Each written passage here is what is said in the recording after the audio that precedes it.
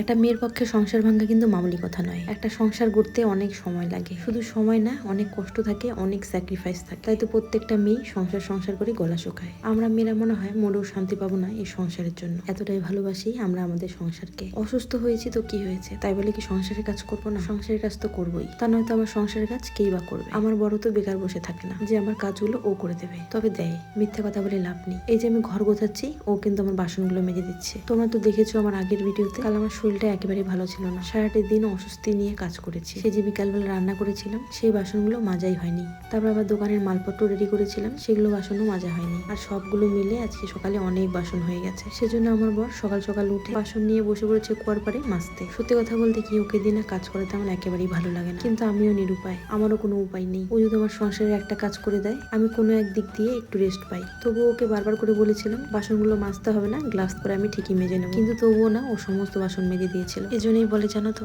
গুণবতী রূপবতী সবাইকে পিছনে ফেলে ভাগ্যবতী মেয়েরাই শুধু এগিয়ে থাকে। আর সেই ভাগ্যবতীর মধ্যে হয়তো আমিও একজন। আমি নিজের পছন্দেই বিয়ে করেছি। অনেকেই বলেছে প্রেমের বিয়েতে সুখ হয় না, আর আমি তাদেরই বলতে চাই, কে বলেছে হয় না? অবশ্যই হয়, যদি মানুষটা সঠিক থাকে। হতে পারে আর 5 জনের মতন মোটা ইনকামও নেই, তবে আমি তো আছি। দুজনে মিলে ঠিক সংসারটাকে একদিন গুছিয়ে ফেলবো। হ্যাঁ জানি তাতে হয়তো সময় লাগবে। এদিকে ও বেরিয়ে গেল ওর কাজে, আর আমিও এবার কাজ শুরু করব। তবে তার আগে একটু চা খেয়ে নিচ্ছি, কারণ কি চা খেতে খেতে এমন একটা বাজে অভ্যেস হয়ে গেছে। একদিন চা না খেলে প্রচন্ড মাথা ব্যথা করে। চা খেয়ে চলে গেছিলাম বাথরুমে, কিছু কাপড় ছিল সেগুলো ভিজিয়ে রাখতে। আর